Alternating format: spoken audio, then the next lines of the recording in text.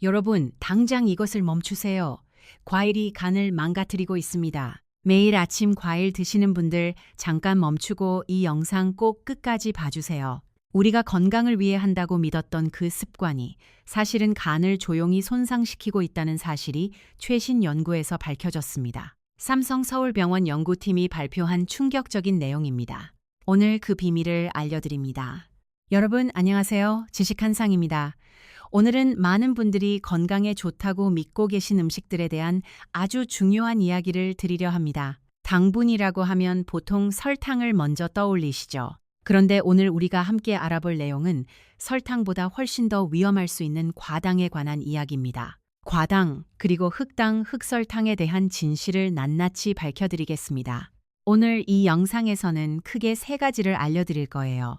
첫째, 우리가 매일 먹는 설탕의 종류와 몸에서 어떻게 작용하는지. 둘째, 과일과 과당이 간에 어떤 영향을 미치는지. 셋째, 그렇다면 우리가 어떻게 단맛을 즐기면서도 건강을 지킬 수 있는지입니다. 자, 그럼 시작하겠습니다. 먼저 우리 주변에 있는 당분의 종류부터 짚어보겠습니다. 여러분이 마트에 가시면 정말 다양한 설탕이 있죠. 흰설탕, 흑설탕, 흑당, 왕당, 사탕수수 설탕 등 종류도 참 많습니다. 우리 많은 분들이 흰설탕은 나쁘고 흑설탕이나 흑당은 건강에 좋다고 알고 계십니다. 과연 그게 맞는 말일까요? 흰설탕은 사탕수수나 사탕무에서 뽑아낸 설탕인데요. 미네랄 성분을 거의 다 제거한 순수한 당분입니다. 이 흰 설탕을 먹으면 혈당이 빠르게 올라갔다가 인슐린이 분비되면서 급격히 내려옵니다. 혈당 스파이크라고 부르는 현상이죠. 이 과정에서 우리 몸속의 미네랄도 함께 소모가 됩니다.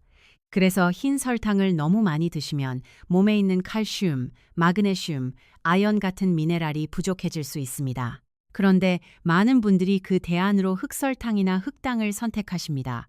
여러분도 혹시 흑당이 건강에 더 좋다고 생각하셔서 드시고 계신 건 아니신가요? 충격적인 사실이 하나 있습니다. 시중에서 판매되는 흑설탕 중 상당수는 사실 흰 설탕에 캐러멜 색소를 더해서 검게색을 입혀놓은 것입니다. 겉으로는 건강해 보이지만 성분상으로는 흰 설탕과 거의 다를 바가 없는 거죠. 많은 분들이 이 사실을 모르고 계십니다. 우리 세대에서 흑설탕은 왠지 더 자연적이고 좋은 것이라는 인식이 있었는데 이 부분은 꼭 확인하고 드셔야 합니다. 그렇다면 진짜 흑당, 즉 오키나와나 아마미 지역에서 생산하는 전통 흑당은 어떨까요? 이것은 사탕수수를 정제하지 않고 그대로 굳힌 것으로 칼슘, 칼륨, 철분, 마그네슘 같은 미네랄이 풍부하게 들어 있습니다. 이 흑당은 실제로 건강에 도움이 되는 성분들이 있습니다. 하지만 오늘 가장 중요한 이야기는 따로 있습니다. 바로 과당에 대한 이야기입니다. 삼성 서울병원 연구팀이 60대 이상 847명을 3년간 추적 조사한 결과가 있습니다. 매일 과일을 많이 드시는 분들과 적게 드시는 분들을 비교했더니 간 수치 이상을 보이는 비율이 크게 달랐습니다. 이 결과가 많은 분들을 놀라게 했습니다. 과당은 포도당과는 다른 경로로 우리 몸에서 처리됩니다. 포도당은 혈당을 직접 올리고 인슐린이 분비돼서 세포에서 에너지로 사용됩니다. 그런데 과당은 혈당을 직접 올리지는 않습니다. 그 대신 간에서 직접 처리가 됩니다. 이 부분이 핵심입니다. 과당은 간에서 처리될 때 지방 합성을 촉진하는 방향으로 대사가 이루어집니다. 쉽게 말씀드리면 과당을 많이 드시면 혈당은 안 올라가는 대신 간에서 지방이 만들어지기 시작한다는 것입니다. 지방간의 원인 중 하나가 바로 과당의 과다 섭취입니다. 여러분, 잠깐 생각해 보세요. 매일 아침 건강을 위해 과일을 드시고 계신 분들이 얼마나 많으신가요? 우리 주변을 보면 건강에 신경 쓰시는 분들일수록 과일을 많이 드십니다. 바나나, 파인애플, 포도, 망고를 아침 공복에 드시는 분들이 정말 많습니다. 하지만 이 과일들에는 과당이 굉장히 많이 들어 있습니다. 특히 바나나는 과당 함량이 상당히 높은 과일 중 하나입니다. 파인애플도 마찬가지입니다. 포도는 이름 자체에 포도당이 들어 있지만 과당도 함께 많이 포함되어 있습니다. 우리가 건강하게 살려고 먹는 과일이 간에 부담을 주고 있다는 사실, 정말 충격적이시죠? 과당과 노화의 관계에 대해서도 말씀드려야 할 것 같습니다. 세포 수준에서 연구를 해보면 과당은 포도당보다 세포를 노화시키는 속도가 훨씬 빠릅니다. 연구에 따르면 과당은 포도당에 비해 세포 노화를 약 3배 가까이 더 빨리 진행시킨다는 결과도 있습니다. 이 노화 현상은 당화라고 부릅니다. 당분이 우리 몸속 단백질과 결합해서 변성시키는 현상인데요. 콜라겐이 당화되면 피부 탄력이 떨어지고 주름이 늘어납니다. 혈관벽이 당화되면 혈관이 딱딱해집니다. 눈의 수정체가 당화되면 백내장이 생깁니다. 여러분, 우리가 젊어 보이고 싶고 오래오래 건강하게 살고 싶은 마음은 다 같을 거예요. 그런데 매일 과일을 공복에 많이 먹는 습관이 오히려 세포 노화를 촉진시키고 있다니 정말 안타까운 일이 아닐 수 없습니다. 우리 세대는 자식들 키우느라 자신의 건강을 뒤로 미뤄왔습니다. 이제 조금이라도 더 건강하게 오래 사시려면 이런 잘못된 상식들을 바로잡아야 합니다. 특히 주의해야 할 것이 과당, 포도당, 액상이라는 것입니다. 마트에서 파는 각종 음료, 주스, 드레싱, 심지어 건강식품이라고 파는 일부 제품에도 이 과당, 포도당, 액상이 들어있는 경우가 많습니다. 포장지 뒷면의 성분표를 보시면 과당, 포도당, 액상이라고 적혀 있는 것들이 있는데 이것이 들어간 음식이나 음료를 규칙적으로 드시면 간에 상당한 부담을 줄 수 있습니다. 연세대 세브란스 병원 연구 결과에 따르면 과당, 포도당, 액상이 많이 함유된 음료를 하루 2잔 이상 마시는 분들과 그렇지 않은 분들을 비교했을 때 한 기능 이상을 보이는 비율이 크게 차이 났습니다. 우리 주변에서 건강에 관심 많으신 분들 중에도 모르고 이런 성분이 든 음료를 드시는 경우가 참 많습니다. 그렇다면 과일은 아예 먹지 말아야 하는 걸까요? 여기서 끝이 아닙니다. 좋은 소식이 있어요. 과일에는 과당만 들어있는 게 아닙니다. 식이섬유, 비타민, 미네랄, 항산화 물질 등 건강에 좋은 성분들이 풍부하게 들어있습니다. 문제는 어떻게 먹느냐입니다.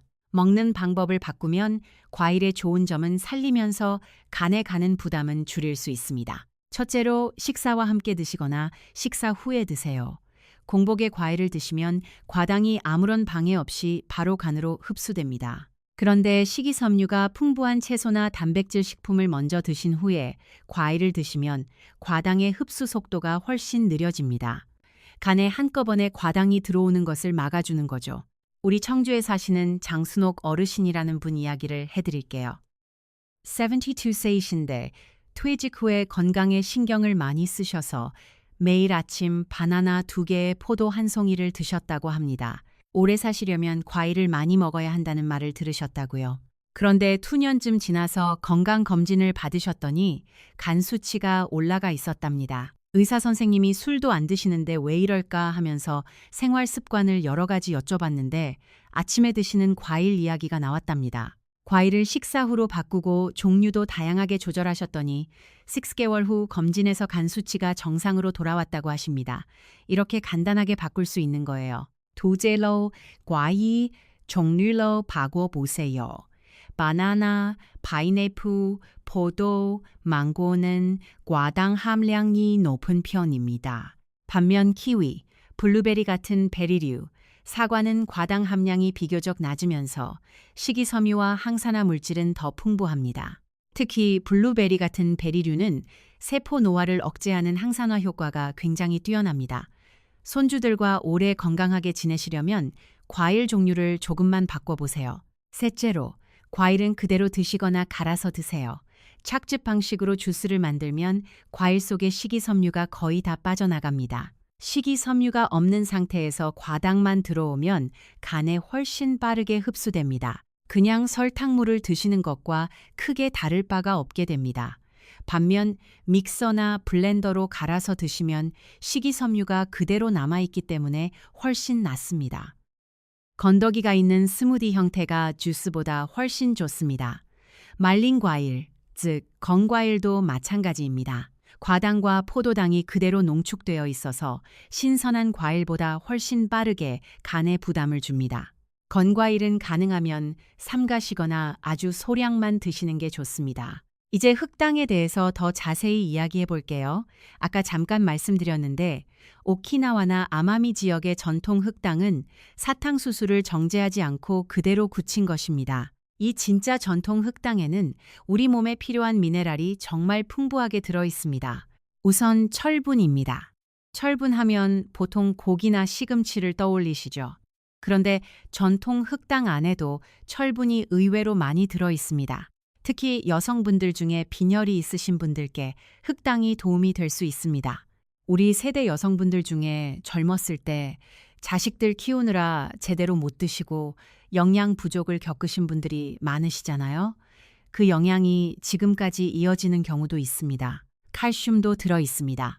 칼슘이라고 하면 우유나 멸치를 생각하시는데 흑당 안에도 칼슘이 들어 있어서 뼈 건강에 도움이 됩니다. 골다공증이 걱정되시는 분들께도 조금씩 드시면 도움이 될 수 있습니다. 칼륨도 풍부합니다. 칼륨은 우리 몸속의 나트륨을 배출해주는 역할을 합니다. 짜게 드시는 습관이 있으시거나 고혈압이 걱정되신다면 음식에 흑당을 조금 활용하시는 게 흰 설탕보다는 낫습니다. 마그네슘도 포함되어 있습니다. 마그네슘은 근육 이완에 도움이 되고 수면의 질을 높여주는 효과도 있습니다. 나이가 드실수록 잠을 편히 못 주무시는 분들이 많으신데 마그네슘 섭취를 늘리면 도움이 될 수 있습니다. 2023년 가고시마 대학에서 발표한 연구가 있습니다. 전통 흑당을 규칙적으로 섭취하는 그룹과 그렇지 않은 그룹을 비교했더니 위암 발생 위험이 크게 차이 났다는 내용입니다. 이 연구에서는 전통 흑당 속에 들어있는 특정 성분들이 위 점막을 보호하는 효과가 있다고 제안했습니다. 물론 이 하나의 연구만으로 결론을 내리기는 어렵지만 미네랄이 풍부한 전통식품이 우리 건강에 도움이 된다는 큰 흐름은 분명합니다. 그런데 여기서 중요한 점이 하나 있습니다. 전통 흑당도 설탕입니다. 아무리 미네랄이 풍부해도 과하게 드시면 결국 당분 섭취가 많아지는 거예요. 적절한 양을 지키는 것이 중요합니다. 국립암센터 연구에 따르면 당분 섭취와 대장암, 유방암의 관련성이 보고되고 있습니다. 특히 65세 이상에서 당분이 많이 함유된 식품을 매일 다량 섭취하는 분들에게서 암 발생 위험이 높다는 결과들이 나오고 있습니다. 이것이 무서운 이유는 당분이 우리 몸속 암세포의 먹이가 될 수 있기 때문입니다. 그렇다면 단맛을 좋아하시는 분들은 어떻게 해야 할까요? 아예 단 것을 끊어야 하는 걸까요? 그렇지는 않습니다. 우리가 단맛을 즐기면서도 건강을 지킬 수 있는 훌륭한 방법이 있습니다. 바로 전통 흑당을 소량씩 영리하게 활용하는 것입니다. 예를 들어 차를 드실 때 흰 설탕 대신 전통 흑당을 티스푼 하나 넣으시거나 요리할 때 단맛이 필요하면 흰 설탕 대신 전통 흑당을 절반 정도 사용하시는 거예요. 이렇게 하시면 미네랄도 보충이 되고 달콤한 맛도 즐기실 수 있습니다. 오늘 저도 처음엔 이 사실을 몰랐습니다. 흑설탕이 다 좋은 줄 알았는데 캐러멜로 색을 입힌 것들이 있다는 것, 그리고 진짜 전통 흑당과 가짜 흑설탕을 구별해야 한다는 것을 알게 된 이후로 성분 표시를 꼭 확인하게 됐습니다. 구입하실 때 성분표를 보시면 카라멜 색소 또는 캐러멜 색소라고 적혀 있으면 그것은 색소를 더한 것입니다. 성분표에 사탕수수 전즙 또는 원당만 있는 것이 진짜 전통 흑당에 가깝습니다. 이제 정말 중요한 이야기를 드려야 할 것 같습니다. 흑당 안에 들어있는 페닐글리코시드라는 성분에 대해서인데요. 이 성분은 흑당의 검은색을 만드는 물질과도 관련이 있는데 연구에 따르면 이 성분이 우리 몸속 불필요한 당분을 배출하는 데 도움을 준다고 합니다. 쉽게 말씀드리면 흑당을 드셨을 때 혈당이 올라가기보다 오히려 과잉된 당분을 처리하는 데 도움이 될 수 있다는 거죠. 그래서 적절히 드시면 당뇨 예방에도 이롭다는 연구 결과들이 있습니다. 물론 이게 흑당을 얼마든지 드셔도 된다는 뜻은 아닙니다. 어디까지나 소량씩 활용하실 때의 이야기입니다. 하루 5g에서 10g 정도, 작은 티스푼으로 1-2스푼 정도가 적절한 양입니다. 이 정도면 미네랄 보충 효과를 누리면서 당분 과잉 섭취 걱정을 줄일 수 있습니다. 우리 지식한상 가족 여러분, 오늘 이야기가 도움이 되셨으면 합니다. 단 것을 완전히 끊으면 스트레스 받고 오래 못 지속됩니다. 우리 삶에서 소소한 즐거움이 있어야 건강도 오래 유지할 수 있습니다. 다만 어떤 당분을 얼마나 어떻게 드시느냐가 중요합니다. 자, 이제 과일 이야기로 돌아가 보겠습니다. 과일에는 과당이 들어있다고 했는데, 그렇다면 과일을 통해 비타민과 미네랄을 어떻게 보충해야 할까요? 이 부분이 정말 중요한 포인트입니다. 과일의 비타민은 채소로도 충분히 보충할 수 있습니다. 특히 당근, 브로콜리, 시금치, 호박 같은 채소들은 과일 못지않게 비타민과 미네랄이 풍부하면서도 당분은 훨씬 적습니다. 채소는 과일보다 과당 함량이 훨씬 낮기 때문에 간에 주는 부담이 훨씬 적습니다. 그리고 만약 과일을 드신다면 하루에 한두 가지 소량씩, 가능하면 식후에 드시는 것을 추천드립니다. 우리 몸에 과일이 하나도 없으면 안 되지만 공복에 다량으로 드시는 것은 좋지 않습니다. 삼성 서울병원 영양팀이 권고하는 방식이 있습니다. 만 60세 이상 어르신들의 하루 과일 권장량은 1-2회 정도, 한 번에 주먹 하나 크기입니다. 이것보다 많이 드시면 과다 섭취로 간에 부담이 생길 수 있습니다. 우리 주변을 보면 운동도 열심히 하시고 음식도 조심하시는데 왜 살이 안 빠지냐고 하시는 분들이 계십니다. 그 이유 중 하나가 과일을 너무 많이 드시기 때문인 경우가 적지 않습니다. 과당은 혈당을 올리지 않으니까 살이 안 찐다고 생각하시는 분들이 많은데, 앞에서 말씀드렸듯이 간에서 직접 지방으로 바뀔 수 있습니다. 이제 여러분이 마트에서 음료를 고르실 때 꼭 확인하셔야 할 것들이 있습니다. 첫 번째로 성분표에서 과당, 포도당 액상이 있는지 확인하세요. 두 번째로 과일 주스라고 적혀 있어도 착즙인지 희석인지 확인하세요. 세 번째로 건강음료, 다이어트 음료라고 표시되어 있어도 성분표를 꼭 보세요. 포장만 그럴듯하고 실제로는 과당이 많이 든 경우가 있습니다. 우리 자식들도 이런 것들을 잘 모릅니다. 여러분이 오늘 이 영상을 보시고 나서 자녀들에게도 알려주시면 온 가족이 더 건강해질 수 있습니다. 손주들도 과일 주스나 단 음료를 많이 마시면 좋지 않습니다.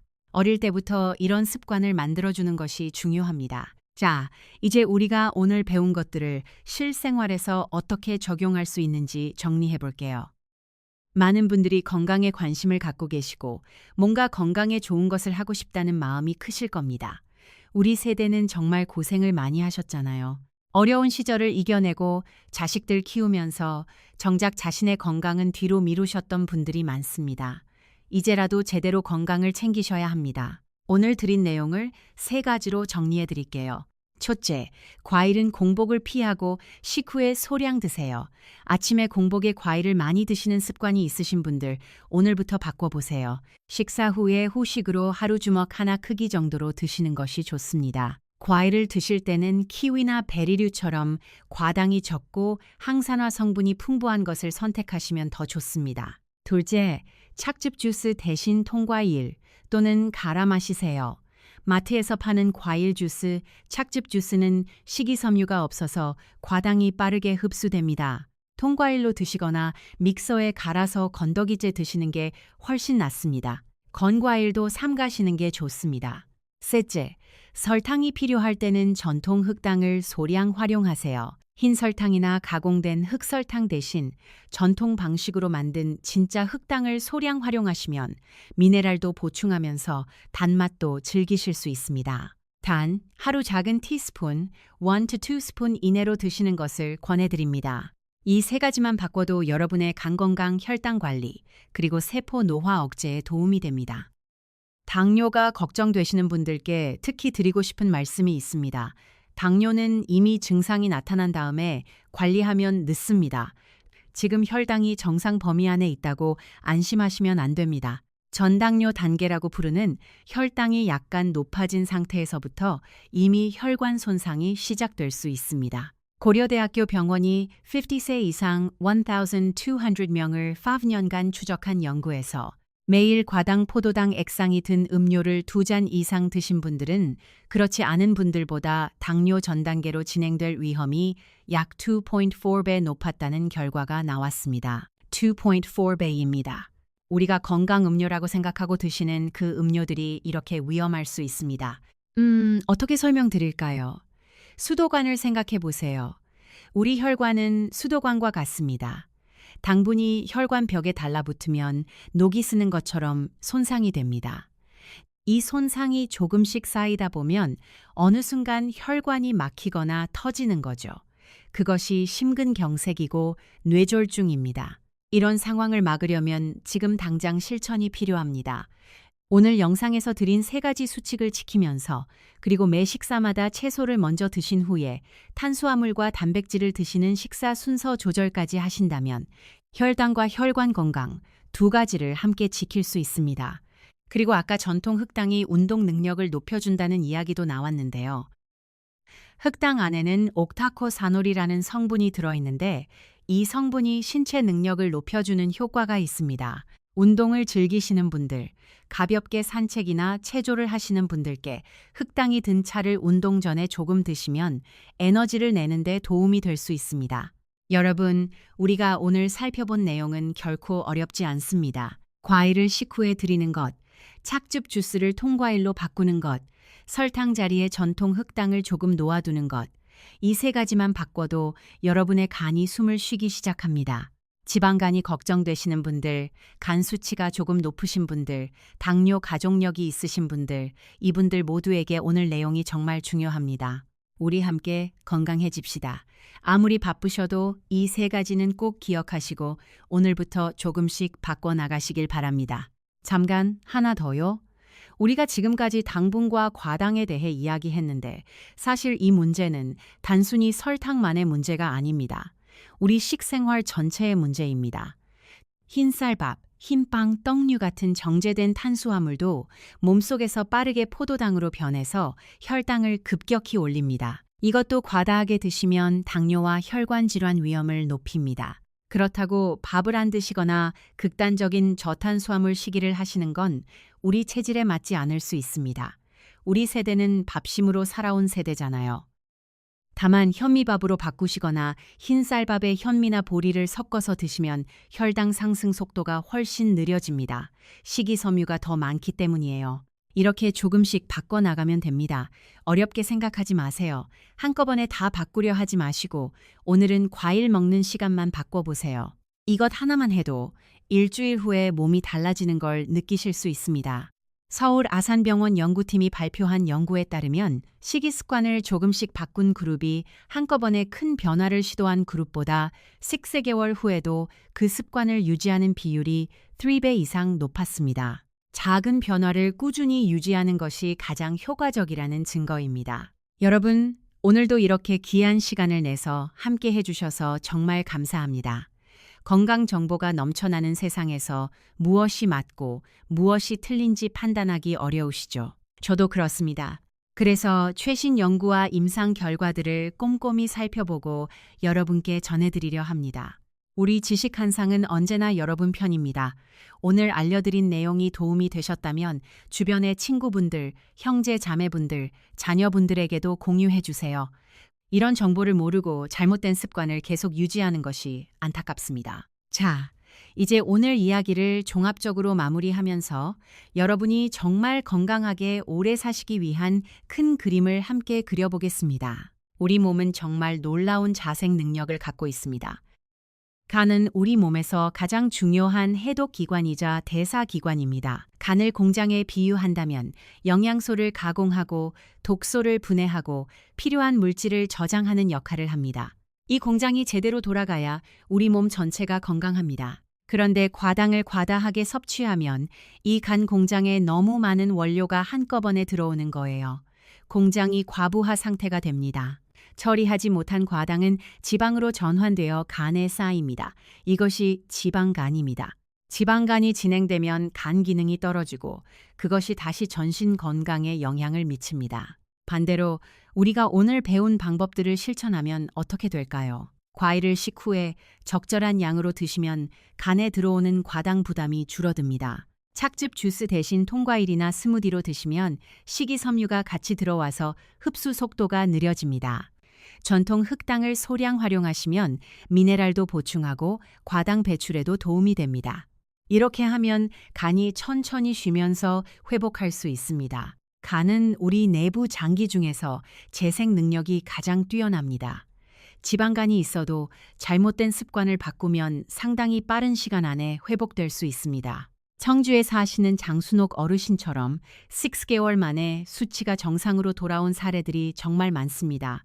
지금 시작하셔도 절대 늦지 않습니다. 이제 혈당에 대해서도 조금 더 이야기해 드릴게요. 당뇨는 많은 분들이 무서워하시는 질환입니다. 아마 주변에 당뇨를 앓고 계신 분들도 보셨을 거예요. 인슐린 주사를 매일 맞아야 하고, 식이 제한도 심하고, 합병증도 걱정되고, 이 상황을 피하려면 지금 당장 혈당 관리를 시작하셔야 합니다. 혈당 관리의 핵심은 사실 어렵지 않습니다. 과당이 많은 음식, 정제된 탄수화물을 줄이고 식이섬유와 단백질을 충분히 드시면 됩니다. 우리 전통 음식 중에는 이런 원칙에 딱 맞는 것들이 많습니다. 된장, 청국장, 두부, 나물 반찬들이 바로 그런 음식들입니다. 우리 할머니, 할아버지 세대가 드시던 전통 식단이 사실 당뇨 예방에 아주 적합한 식단이었습니다. 여기서 잠깐 자기 점검을 해볼까요? 여러분, 지금 이런 증상이 있으신 분 계세요? 식사 후에 자주 졸리거나 피곤하신 분, 목이 자주 마르신 분, 소변을 자주 보시는 분, 특히 밤에 화장실을 자주 가시는 분, 이런 증상들이 있으시다면 혈당 문제일 가능성이 있습니다. 가까운 시일 내에 혈당 검사를 받아보시길 강력히 권해드립니다. 혈당 검사는 복잡한 것이 아닙니다. 내과나 가정의학과에 가셔서 공복 혈당 검사를 받으시면 됩니다. 아니면 약국에서 혈당 측정기를 구입하셔서 집에서도 재실 수 있습니다. 공복 혈당이 126 이상이시면 당뇨 100에서 125 사이시면 당뇨 전 단계로 봅니다. 이 수치를 알고 계시는 것만으로도 건강 관리에 큰 도움이 됩니다. 놓치면 안 되는 게 있어요. 혈관 건강입니다. 과당은 우리 혈관 벽에도 직접 손상을 줍니다. 당화라고 말씀드렸는데 혈관 벽의 단백질이 당화되면 혈관이 딱딱해지고 탄력을 잃습니다. 이것이 동맥 경화의 시작입니다. 동맥 경화가 심해지면 혈관이 막히고 그게 심장에서 일어나면 심근경색, 뇌에서 일어나면 뇌졸중이 됩니다. 우리 연령대에서 가장 많이 발생하는 사망 원인 중 하나가 바로 심혈관 질환입니다. 이걸 막으려면 혈관을 건강하게 유지해야 하고 그러려면 당분 관리가 핵심입니다. 과당, 포도당, 액상이 들어간 음료를 매일 드시는 것은 매일 혈관에 상처를 내는 것과 같습니다. 이것을 오늘부터 멈추시는 것만으로도 혈관 건강이 훨씬 나아질 수 있습니다. 우리 몸은 우리가 주는 것을 그대로 받아들입니다. 좋은 것을 넣어주면 좋아지고 나쁜 것을 계속 넣으면 나빠집니다. 참 단순한 원리입니다. 오늘 여러분께 드린 정보들이 그 좋은 것을 넣어드리는데 조금이라도 도움이 됐으면 합니다. 자, 이제 진짜 마무리로 들어갑니다. 오늘 우리가 함께 알아본 내용을 다시 한번 정리하겠습니다. 첫 번째, 당분의 종류를 구별하세요. 흰 설탕, 가공된 흑설탕은 미네랄이 없는 순수 당분입니다.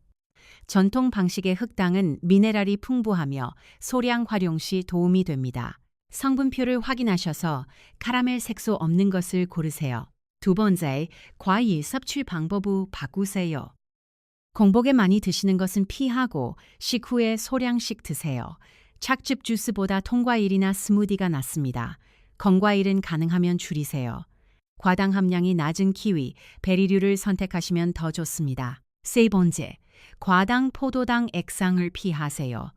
음료, 소스, 드레싱의 성분표를 확인하시고 이 성분이 들어간 것은 피하세요. 우리 몸에서는 설탕보다 더 빠르게 지방으로 전환됩니다. 네 번째, 현미 잡곡으로 바꾸세요. 흰 쌀밥 대신 현미나 잡곡밥으로 바꾸시면 혈당 상승 속도가 느려지고 포만감도 오래 유지됩니다. 이 네 가지를 지키시면 간 건강, 혈당, 혈관 건강 세 가지를 동시에 지킬 수 있습니다. 여러분이 건강하게 오래 사셔서 사랑하는 손주들과 자녀들과 더 오래 함께 하시길 진심으로 바랍니다. 건강은 갑자기 회복되지 않습니다. 하지만 오늘 작은 변화 하나가 1년 후, 5년 후의 건강을 크게 바꿀 수 있습니다. 오늘 영상이 도움 되셨길 바랍니다. 도움이 되셨다면 좋아요와 구독 부탁드립니다. 더 좋은 건강 정보로 다시 찾아뵙겠습니다. 우리 함께 건강해요, 여러분. 오늘도 수고 많으셨습니다. 건강한 내일을 위해 오늘부터 시작하세요. 감사합니다. 지금까지 당분과 과당 그리고 흑당에 대한 이야기를 드렸습니다. 이제 조금 더 깊은 이야기를 해드리고 싶습니다. 우리가 단 음식을 왜 그토록 좋아하는지 그 근본적인 이유부터 이해해야 우리 건강을 제대로 지킬 수 있기 때문입니다. 우리 뇌는 원래 당분을 매우 좋아합니다. 아주 오래전 우리 조상들이 살던 시대에는 달콤한 음식을 먹는 것이 생존에 유리했습니다. 열매가 익으면 단맛이 나는데 그 단맛이 에너지원인 탄수화물이 풍부하다는 신호였거든요. 그래서 우리 뇌는 단맛에 굉장히 강하게 반응합니다. 단 것을 먹으면 뇌에서 도파민이라는 행복 물질이 분비됩니다. 기분이 좋아지는 거죠. 그런데 현대 사회에서는 이 본능이 문제가 됩니다. 과거에는 단 과일을 먹으려면 나무에 올라가서 직접 따야 했습니다. 그러니 자연스럽게 양이 제한됐어요. 하지만 지금은 단 음식이 너무 쉽게 너무 많이 주변에 있습니다. 마트에 가면 달콤한 음료, 과자, 사탕, 케이크가 넘쳐납니다. 이 환경에서 우리 옛날 본능을 따라가다 보면 당분을 과다 섭취하게 됩니다. 우리 세대분들은 특히 젊었을 때 워낙 못 드셨던 기억이 있다 보니 달콤한 것에 대한 그리움이 더 강하신 분들이 많습니다. 그 마음은 충분히 이해됩니다. 하지만 지금 우리 몸의 상태는 젊었을 때와 다릅니다. 나이가 들수록 인슐린 저항성이 높아지고 간의 처리 능력도 조금씩 줄어듭니다. 같은 양의 당분이라도 젊었을 때보다 몸에 미치는 영향이 훨씬 크게 됩니다. 이것을 이해하시면 왜 지금 당분 관리가 그토록 중요한지 아실 거예요. 서울대학교 병원 내분비내과 연구팀이 발표한 연구에 따르면 65세 이상에서 인슐린 저항성은 50세 때보다 평균 38% 정도 높아진다고 합니다. 같은 양의 밥과 과일을 먹어도 65세 이후에는 혈당이 훨씬 더 높이 더 오래 올라갑니다. 이것이 왜 나이 드신 분들이 당뇨에 더 취약한지를 설명해 줍니다. 그렇다면 우리는 어떻게 이 인슐린 저항성을 낮출 수 있을까요? 첫째, 규칙적인 걷기 운동이 인슐린 저항성을 줄이는데 굉장히 효과적입니다. 하루 30분 걷기만 해도 근육이 인슐린 도움 없이 포도당을 사용하는 능력이 높아집니다.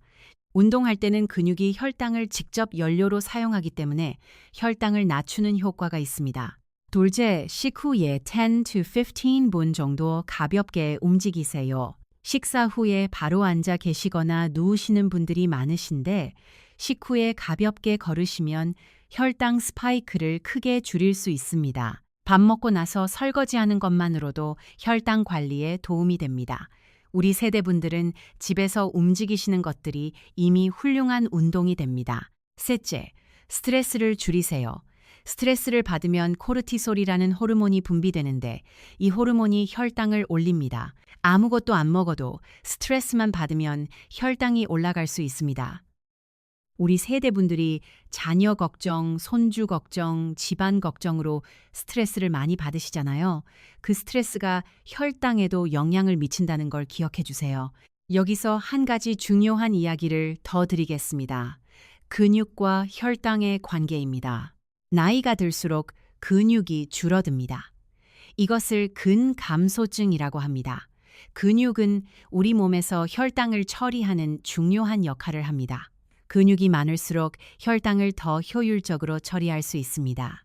그러므로 근육이 줄어들수록 같은 양의 음식을 먹어도 혈당이 더 높이 올라가게 됩니다. 우리가 흔히 나이 드니까 당연한 거라고 생각하는 것들, 그게 사실은 근감소증과 그로 인한 혈당 관리 어려움 때문인 경우가 많습니다. 그래서 단순히 당분을 줄이는 것만큼이나 근력 운동이 중요합니다.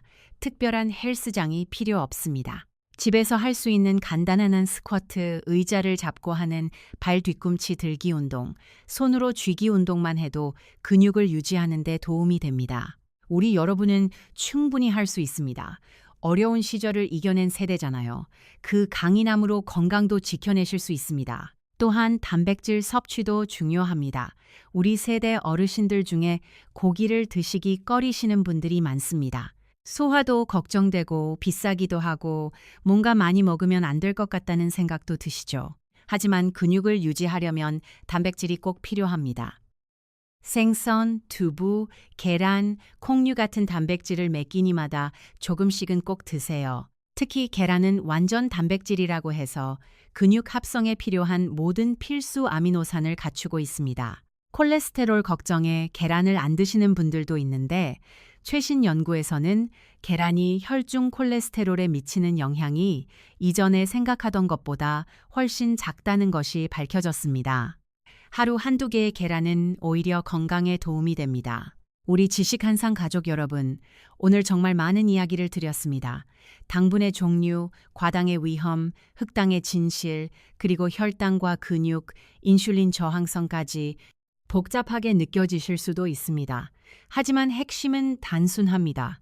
우리 몸이 좋아하는 방향으로, 자연에 가까운 방향으로 드시면 됩니다.